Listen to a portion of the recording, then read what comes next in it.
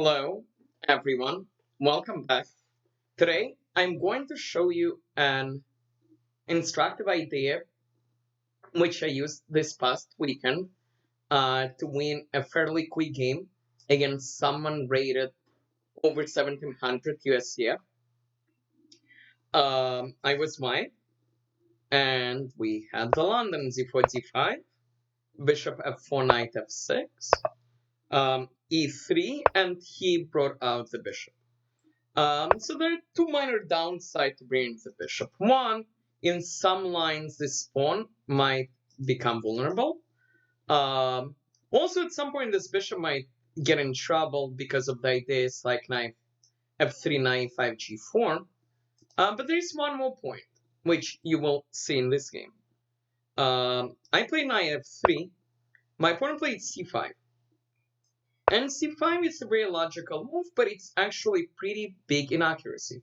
And the reason is because of the move I played. I took. And the point of taking is now this knight, in a lot of lines, can jump to d4.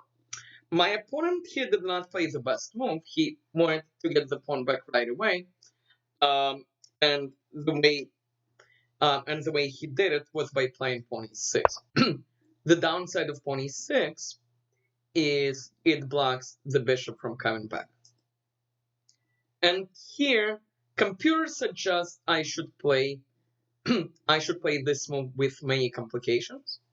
I played the move which is also good. It's slightly worse. The move is bishop b5. And I'm still here +1. And the best move for black is to block, and then I defend my pawn, and life is great. So instead, he plays a fairly large mistake. He plays knight c6, which allows knight c4, which double attacks this knight. It's not so easy to deal with this. It also wants to just take the bishop and ruin the pawns. The problem for black is it again not so easy to deal with this. Like, for example, the obvious move rook c8 is not so good because first white will play b4, which defends the pawn, but also there is a threat of knight here and bishop a6. For example, let's give like a random move. So here we can take. After takes, we play bishop here, and the problem is this rook is trapped because if it goes, the other bishop covers this. If the rook goes here, bishop b7. This is just not good for black. What black chose in this game doesn't work either. He checked, but this doesn't do anything. I simply block with a pawn. I'm getting ready to play b4 with tempo. He played rook c8 now. First, I played b4.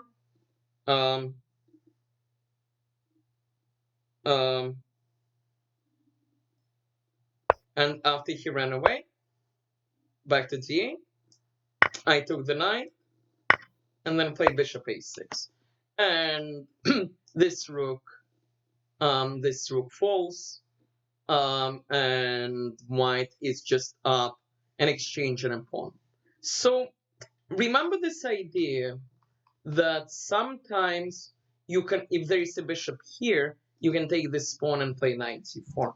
I hope you'll be able to use it in your games. I hope you enjoyed this video. Please like, please subscribe, and I will be back soon. Thank you.